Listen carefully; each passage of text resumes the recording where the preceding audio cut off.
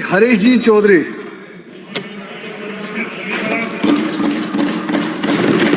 सभापति महोदय, दुनिया के हजारों साल के इतिहास में कोई भी देश, कोई भी राज्य अगर बढ़ा है आगे, तो उसका इकलौता कारण उस देश की संस्थाएं, और अगर देश फेल हुआ या समाप्त हुआ है, उसका कारण भी उस देश की संस्थाएं। इस देश में आज नेहरू जी को तो बहुत कोसा जा रहा है। नेहरू जी द्वारा स्थापित संस्थाओं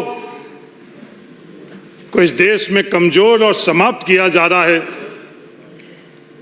आज से सैकड़ों साल बाद जब इतिहास पढ़ा जाएगा, तो इस काल को किस तरीके से, किस नजरिया से देखा जाएगा, ये भी हम लोगों को जिम्मेवारी से अपनी भूमिका निभानी चाहिए। संस्थाओं के माध्यम से क्या क्या होता है। हाँ, इस सदन में हम लोग बैठे हैं, हंस रहे हैं, व्यंग कस रहे हैं। इस राजस्थान का भविष्य, राजस्थान के विद्यार्थियों का भविष्य, रोजगार के संदर्भ में इन संस्थाओं को कमजोर और समाप्त करने की कीमत ये राजस्थान कितनी चुका सका है, और भविष्य राजस्थान की प्रचार प्रसार के अंदर तो 2 वर्ष के प्रचार प्रसार में सैकड़ों करोड़ रुपए खर्च कर आप बहुत महिमा मंडल कर सकते हो। और राजस्थान के विद्यार्थियों के भविष्य के संदर्भ में, जिसकी इकलौता लक्ष्य सरकारी नौकरी रहता, 99.9% शिक्षित विद्यार्थियों के, उनके साथ क्या क्या नहीं कर रहे हैं।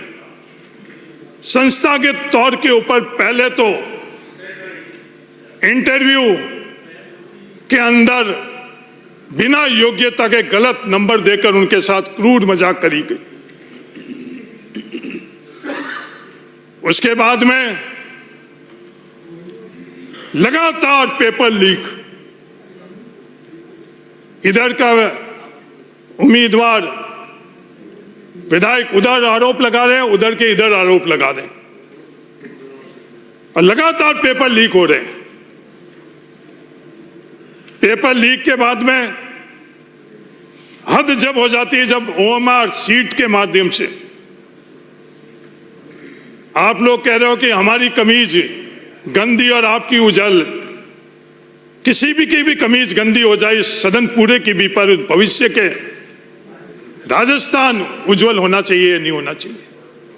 OMR सीट में क्या हो रहा है सबको पता है, पर हम सब लोग मौन हैं। इस सदन के पास अधिकार है राजस्थान को न्याय देने के लिए। संस्थाएं तो खत्म कर चुके हैं। किसी ने भी अपने खुद के उद्घोषण के अंदर राजस्थान सरकार नहीं बोला। यह सरकार संवैधानिक तौर के ऊपर राजस्थान सरकार है, मुख्यमंत्री की सरकार नहीं होती है, या किसी व्यक्ति की सरकार नहीं होती है। OMR सीट के माध्यम से जो क्रूर मजाक हो रही है, सबको पता है कि वो अपराधी कौन है, पर हम लोग इंतजार किसका कर रहे हैं। सभापति महोदय, जो ये सरकारी भर्ती शुरू होती है, वो शुरू कहां से होती है? सरकारी भर्ती शुरू जो विज्ञप्ति निकलती है, उस विज्ञप्ति का आधार क्या रहता है कि कितने पद रिक्त है और किस किस श्रेणी के पद रिक्त है।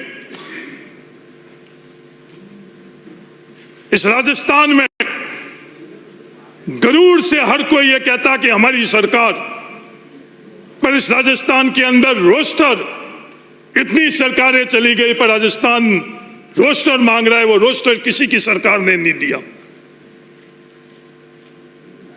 जो ये पद निर्धारण का व्यवस्था है रोस्टर के माध्यम से, वो रोस्टर राजस्थान को क्यों नहीं मिल रहा है? सभापति महोदय, राजस्थान हम लोगों से सवाल पूछ रहा है। वो रोस्टर नहीं मिलने के कारण जो संवैधानिक अधिकार है वो हम गैर संवैधानिक ढंग से उन संस्थाओं को समाप्त कर कर उन लोगों के हक को बड़ी क्रूरता से उनका हक मार रहे हैं। रोस्टर के बात जब भी आती है तो किसी न किसी बहाने से कूतर्क से उस रोस्टर को हम लोग आगे करते जा रहे हैं। जब विज्ञप्ति नहीं निकलती, जब तक हम प्रशासन और सरकार की तरफ देखते हैं कि वो रोस्टर बनाकर विज्ञप्ति निकाल लेगा, विज्ञप्ति निकालने के बाद जब न्यायपालिका में जाते हैं तो न्यायपालिका से ये जवाब हम लोगों को मिलता है, यह फैसला हम लोगों को मिलता है कि ये रोस्टर के संदर्भ में कोई निर्णय नहीं करेंगे क्योंकि भर्ती प्रक्रिया शुरू हो चुकी। शुरू करने से पहले क्रूर मजाक और शुरू करने के बाद भी क्रूर मजाक। सभापति महोदय, इस रोस्टर के माध्यम से ये राजस्थान को कब हम लोग न्याय दिलाएंगे? मुख्यमंत्री जी, इस राजस्थान को कृपा कर आप इस राज्यपाल के अभिभाषण का जवाब देते हुए आप लोग ये जरूर उल्लेख कर दो। नहीं दिला सकते तो कह दो कि राजस्थान के अंदर संवैधानिक तौर पर सरकार नहीं चलेगी, संस्थागत तौर पर सरकार नहीं चलेगी। तो अगर वो भी है तो राजस्थान को कम से कम ये सच्चाई तो पता चले। सभापति महोदय बड़ी गरूर से बात करते हैं, वन नेशन वन इलेक्शन। अभी भी बहुत बात कर रहे हैं। गैर संवैधानिक ढंग से इन सरपंचों का चुनाव, पंचायती राज चुनाव हम लोगों ने इतना आगे कर लिया है। तर्क क्या? One state one election. पर सभापति महोदय, उन विद्यार्थियों को एक भर्ती में एक परीक्षा हम लोग दे पा रहे हैं क्या? उनकी चर्चा चिंतन हम लोग नहीं करेंगे इस विधानसभा के अंदर? नॉर्मलाइजेशन के माध्यम से यह संस्था बनी किसके लिए? आरपीएससी बनी किसके लिए? सभापति महोदय, जब हम लोग ये पेपर बनाते हैं उसके बाद वो पेपर आरपीएससी संस्था के पास आता है, क्या उसकी जिम्मेवारी आरपीएससी की नहीं है कि वो अगर जो भी पेपर बनना है वो एक जैसे एक स्तर का बना हुआ है या नहीं बना हुआ है? न्यूनतम उन विद्यार्थियों को ये हक और अधिकार भी हम लोग नहीं दे पा रहे। सभापति महोदय, ये स्वीकार करना पड़ेगा हम लोगों को, संस्था के तौर पर आरपीएससी का अस्तित्व ही नहीं रहा राजस्थान में। राजस्थान के साथ क्रूर मजाक करना आप बंद कर लो। राजस्थान को बहुत कीमत चुकानी पड़ गई है। ये आरपीएससी अब भंग हो ही जानी चाहिए। और राजस्थान को और कितना क्रूरता से इस राजस्थान को आप कुछ लोग सिर्फ आरोप प्रत्यारोप कि आपने इस तरह के सदस्य बना दिया, हम लोगों ने इस प्रकार के चेयरमैन बना दिए। ये गरूर और आरोप प्रत्यारोप से राजस्थान को न्याय नहीं मिलेगा। सभापति महोदय,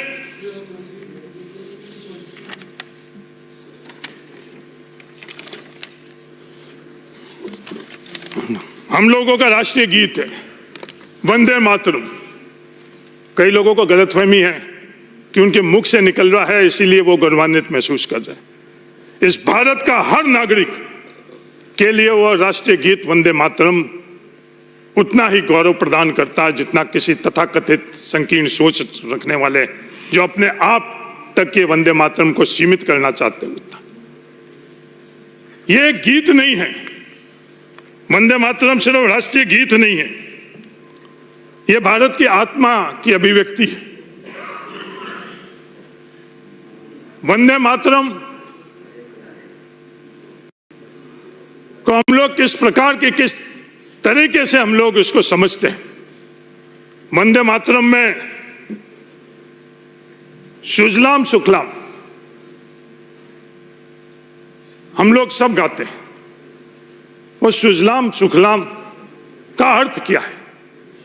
क्या इस देश के अंदर हम लोग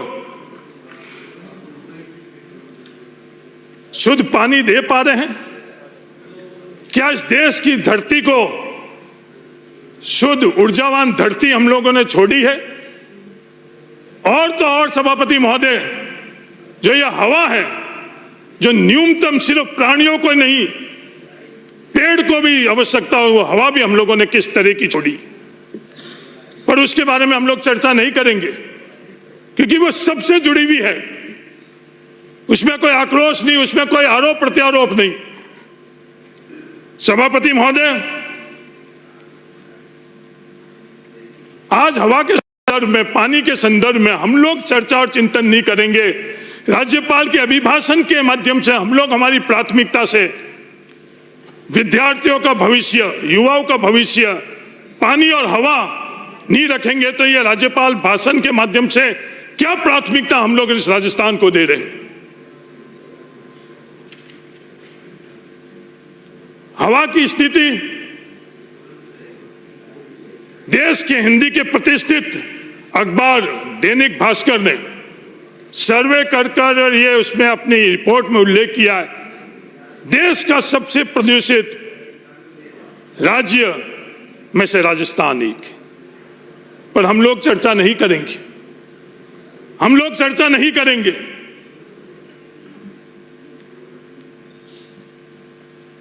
सभापति महोदय,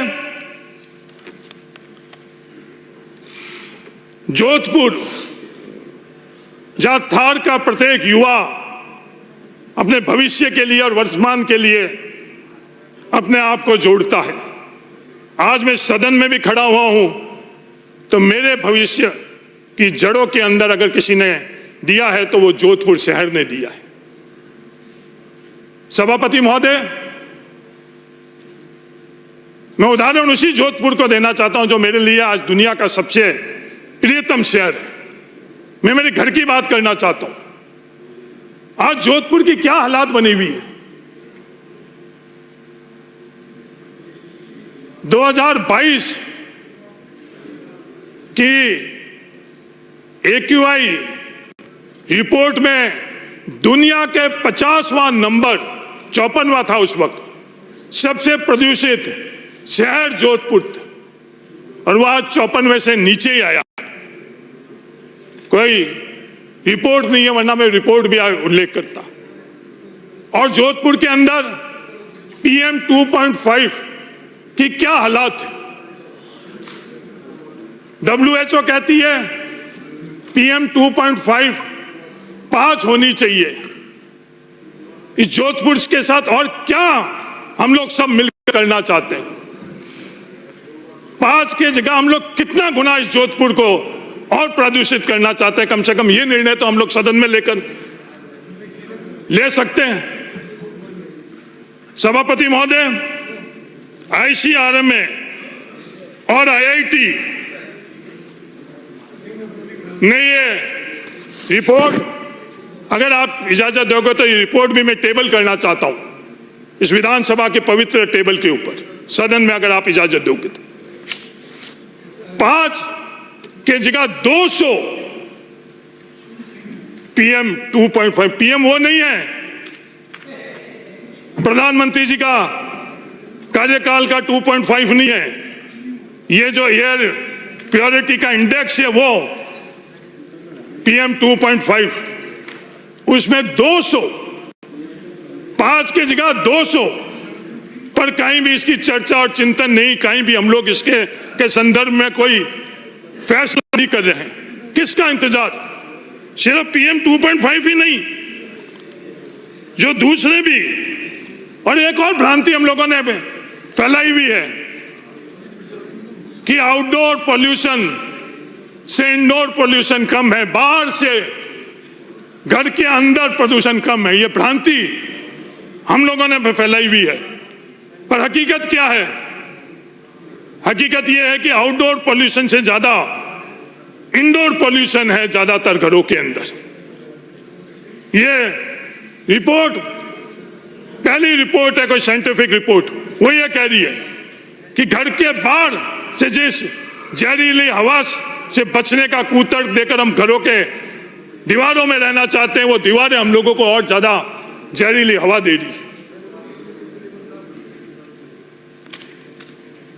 तो इस हवा के संदर्भ में, यह हवा हम लोगों को जहां से भी मिल रही है वो तमाम स्रोत हम लोग कुचल रहे हैं, रौंद रहे हैं।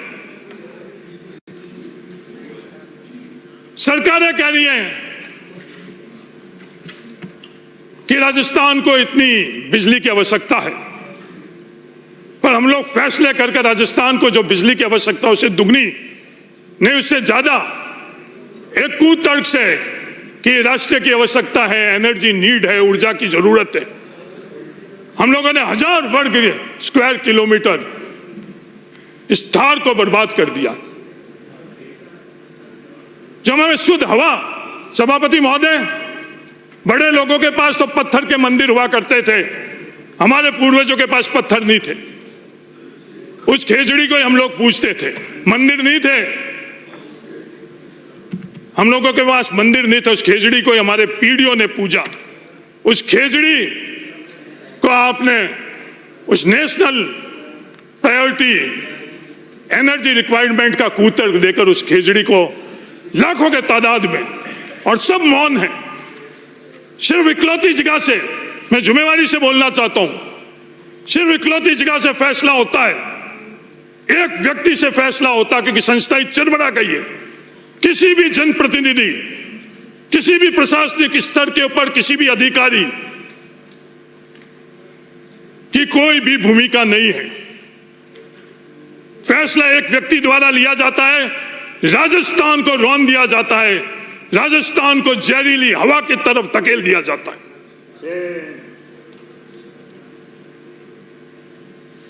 वो खेजड़ी तक बात सीमित नहीं है। बहुत गरूर से हम लोग बोलते हैं कि हम लोगों का धर्म ये है। राठौड़ साहब ने भी बोला, बिल्कुल राठौड़ साहब, आप लोगों का भी धर्म है, हम लोगों का भी धर्म है, धर्म हर व्यक्ति का है, पर जो धार्मिक आस्थाएं हैं उन धार्मिक आस्थाओं के संदर्भ में फैसला करने की जिम्मेवारी तो हम लोगों की है। उस ओरण के संदर्भ में, गोचर के संदर्भ में हम लोग क्या कर रहे हैं? यूडीएच के तरफ से एक फैसला आता है कि यह गोचर तमाम जो शहरी सीमा में आती है वो गोचर सरकारी जमीन है, और कोई नहीं बोलता है। 200 विधायकों में से एक विधायक ने भी अगर बोला हो इस सदन के अंदर तो रिकॉर्ड उठाकर देख लो, मौन, चुप, क्योंकि हम लोगों को उन लोगों से काम पड़ता है। अगर हम सच्चाई बोलेंगे तो हमारे काम वो लोग करेंगे या नहीं करेंगे। ये सरकार की बात नहीं है कि यूडीएच के अंदर आने वाली गोचर भूमि, क्या शहर को जरूरत नहीं है? गाय को जरूरत नहीं है? शहर में गाय नहीं रहनी चाहिए? ये पाबंदी लगा दे हम लोग। शहर के अंदर खुले घूमने के लिए कोई जगह नहीं चाहिए? जिस जोधपुर की मैं बात कर रहा हूं, कितनी जगह वहां घूमने के लिए है। जयपुर में सेंट्रल पार्क के तौर के ऊपर शांति धारीवाल जी ने जो व्यवस्था दी है, जब भी सेंट्रल पार्क जाते हैं तो शांति धारीवाल जी को याद करते हैं। कई शिकायतें हैं शांति धारीवाल जी से, पर जो शांति धारीवाल जी ने जयपुर को सेंट्रल पार्क दिया है, तो जोधपुर और बाकी शहर, सिर्फ मैं और शांति धारीवाल जी जो जयपुर रहते हैं, इसलिए जयपुर के अंदर तो सेंट्रल पार्क, बाकी दूसरी जगह इन गोचर को पार्क के तौर पर परिवर्तन करने का यूडीएच आदेश नहीं कर सकता है। शहर को आवश्यकता नहीं है। मेरा हाथ जोड़कर खड़ा जी, मैंने अभी तक आपसे कुछ नहीं मांगा जीवन के अंदर। पहली चीज मांग रहा हूं कि जो गोचर की भूमि है उसके अंदर आप भविष्य के हित को रखते हुए उसको पार्क के तौर पर या डिम्ड फॉरेस्ट के तौर पर आप छोड़ो, क्योंकि भविष्य हम लोगों का सांस ले सके। क्योंकि गांव तो हमने रहने लायक नहीं छोड़े, गांव रहने लायक नहीं छोड़े। मैं जिम्मेवारी से बोलता हूं कि गांव में खातेदारी के अधिकार के माध्यम से गांव में हम लोग जिंदा रहने की व्यवस्था थी, उस कृषि क्षेत्र को समाप्त कर दिया गया। आज कोई भी खेती नहीं करना चाह रहा है। अगर वो श्रम मद को जोड़ ले तो कोऑपरेटिव के माध्यम से जो आर्थिक हम लोगों को मदद मिल रही है, वो कोऑपरेटिव सेक्टर हम लोग समाप्त कर चुके हैं। और अंत में जो गांव के विकास के लिए ग्रामीण विकास मंत्रालय के तहत पंचायती राज में काम हो रहा है, उसका क्या हश्र होगा आज से 3 साल बाद।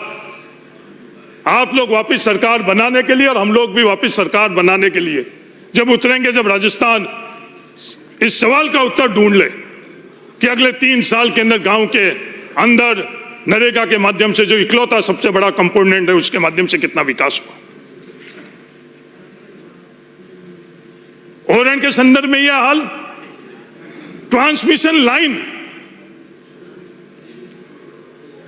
कोई भी गांव, जैसे मैंने कहा, कोई भी शहर बड़े बड़े बंगले करोड़ों रुपए के बना दिए, पर इस प्रदूषण से कोई भी नहीं रहा। तो कोई भी बाड़मेर, जैसलमेर या उससे आगे वाले गांव इस ट्रांसमिशन लाइन के माध्यम से जो हमारे भविष्य को रौंदा जा रहा है, उससे कोई भी नहीं बचेगा। मैं जिम्मेवारी से कह रहा हूं सभापति महोदय, नियमों के अनुसार उस ट्रांसमिशन लाइन के नीचे कुछ भी निर्माण नहीं हो सकता और 100 मीटर तक कोई निर्माण नहीं हो सकता। कोई भी ढांचा, जो लैंड होल्डिंग हम लोगों की है वो कम होती जा रही है, तो हम लोग रहेंगे कहां? इलेक्ट्रोमैग्नेटिक फील्ड जो इन ट्रांसमिशन लाइन के माध्यम से बन रहा है, वो इलेक्ट्रोमैग्नेटिक फील्ड के माध्यम से हम लोग वहां की वनस्पति, जीव जंतु और इंसान, इन तीनों के साथ भविष्य में क्या स्थिति की, कोई भी छोटा बड़ा पशु पक्षी भविष्य में ये ट्रांसमिशन लाइन हम लोगों को वहां नहीं रखने देगी। और हम लोग कूतर्क दे रहे हैं कि नेशनल इंटरेस्ट के लिए 2 बड़े क्रूर नियम बने हुए हैं इन बड़े पूंजीपतियों के लिए। एक, ऑयल एंड गैस, जो मेरी खुद की सरकार, जिस समय मैं संसद था 2009 से 14 के बीच में जब ये बिल लाई, तो उस सदन के अंदर मैंने खुल कर उसका विरोध किया। और दूसरा, ये एनर्जी के संदर्भ के अंदर जो नियम और कानून बनाए हुए हैं, उससे वर्तमान और भविष्य को रौंदा जा रहा है। आज तो हम अंगड़ाई ले रहे हैं मंत्री जी, भविष्य किस करवट अंगड़ाई लेगा? मेरा हाथ जोड़कर आप मित्र लोग तो आपस के अंदर बड़ी प्रेम पूर्वक पूरे का पूरा एजेंडा अपने और लेकर आ जाते हो। ये सोच समझकर हम लोगों की प्राथमिकता को डाइवर्ट क्यों किया जा रहा है सभापति महोदय? जो हमारी जरूरत है, राजस्थान की जरूरत है, उनको ये विवाद डाइवर्ट कर कर कुछ ना कुछ नया विवाद हर रोज, जिससे हम लोगों की मूल आवश्यकता के बारे में कोई भी राजस्थान के अंदर चर्चा नहीं हुई, कोई भी फैसले नहीं हुई। 365 दिन विवादों के माध्यम से हमारी बात को डाइवर्ट करना, इसके अलावा और राजस्थान में कुछ भी नहीं हो रहा है। सभापति महोदय, मेरा आपसे नम्र निवेदन है, अपने अपने तौर से इस खेजड़ी बचाने के लिए हर कोई प्रयास कर रहा है। मैं सिर्फ पक्ष की बात नहीं कर रहा हूं, विपक्ष की बात नहीं कर रहा हूं, या निर्दलियों की बात नहीं कर रहा हूं। इस खेजड़ी के संदर्भ में और जो सोलर के माध्यम से कम 2 से 3% टेम्परेचर और बढ़ेगा। आप हम लोगों को बचाओ, इस धार को बचाओ। भजन लाल जी आज है, कल मदन लाल जी हो जाएंगे, परसों और कोई हो जाएगा। सभापति महोदय, 22 मिनट हुए। 2 मिनट। सभापति महोदय, और कई विषय थे, बड़े दूर से कहते हैं हमारी सरकार, भजन लाल सरकार। ये मॉडल क्या दे रहे हो आप? मेरा आपसे निवेदन है, आपने जो बाड़मेर और बालोतरा को अलग किया, आप क्या ये सोच रहे हो उस अलग करने से हरीश चौधरी को यहां रोक लोगे आने से? ये गलतफहमी छोड़ दो। पहले भी भजन लाल जी, आप मुख्यमंत्री रहते हुए आप भी रोक रहे हो, और भी कई मुख्यमंत्री रोक रहे थे, पर अगर भाई तूने चाहा तो मैं आज यहां खड़ा हूं, उनके बारे में बात कर रहा हूं, और भविष्य में अगर वहां का थॉट्स आएगा तो आऊंगा। सिर्फ जाति के आधार के ऊपर आपने ये झिले। और भजन लाल जी, आप बहुत गोवर्धन की बात करते हो, उस गोवर्धन की भूमि में आप ईमानदार से राजस्थान को कह दो कि ये 31 तारीख से जो कानून और संवैधानिक तौर पर जो जिस तारीख तक ये आदेश निकालना था, क्या 31 तारीख से पहले निकला बाहर? नहीं तो मैं मेरी धरती खेमा बाबा के मंदिर में जाकर पूरे राजस्थान को बताना चाहता हूं कि वो आदेश इस तारीख के बाद में किस तरह के राजस्व गांव, किस तरह के पंचायत, क्या मॉडल है ये भजन लाल जी? एक ग्राम पंचायत को मैंने मेरे सोशल मीडिया के मार्फत से बताया, वो एक पंचायत नहीं है। आप बड़ा गुरूर करो राठौड़ साहब, पर जिन लोगों के साथ अन्याय हो रहा है उनके साथ क्या किस तरह के पंचायतें बनी हैं जाति और धर्म के आधार पर। कोई सोचे कि वहां बाड़मेर में जाट को निकाल लिया, विश्नोई को निकाल लिया, तो उसी विश्नोई के साथ जोगाराम जी ने लूणी में क्या किया उन विश्नोइयों को जाकर भी पूछ ले। किसी भी जाति और धर्म को नहीं बख्शा गया। और तो और इस मॉडल के मैंने सभापति महोदय कभी भी जीवन में किसी की शिकायत नहीं करी, पर एक उदाहरण बताने के लिए यह मॉडल क्या है इस सरकार का, राजस्थान सरकार का, मैंने एक चिट्ठी लिखकर बताई। सभापति महोदय एक गांव शिव विधानसभा के अंदर दे दिया, वहां ग्राम पंचायत का सर्जन हुआ। उस गांव के अंदर आरएसएस का एक प्रतिष्ठित पूर्व वाइस चांसलर है, पाचारण और मेघवाल समाज के लोग रहते हैं। उसके परिवार का नाम नहीं रखा, मैं इस व्यक्ति का नाम भी नहीं लेना चाहता हूं सदन में, जो कांग्रेस की सरकार की ताकत से जुड़ने के मकसद से कांग्रेस से जुड़ा हुआ व्यक्ति है। अगर आप चाहोगे तो जैसे ये मैं टेबल कर रहा हूं, मैं वो उसके जो कू करती है वो भी नहीं इस पवित्र सदन में बताना चाहता हूं। उसके दादा के नाम का यह गांव, राजपूत समाज के बहुत प्रतिष्ठित लोग हम लोगों के यहाँ हैं। स्वर्गीय तन सिंह जी, स्वर्गीय जसवंत सिंह जी, भगवान सिंह जी रोलसालवर ने जन्म जरूर शेखावटी में लिया पर जीवन यहां निकाला इस थार के अंदर। किसी के नाम से आपने राजस्व ग्राम पंचायत नहीं बनाई, पर यह जो मिला जुला खेल है इस ग्राम पंचायत का, ये हकीकत का भजन लाल सरकार का मॉडल है। मैं राजस्थान को बताना चाहता हूं, कांग्रेस और बीजेपी के वही सोच अन्याय के लिए।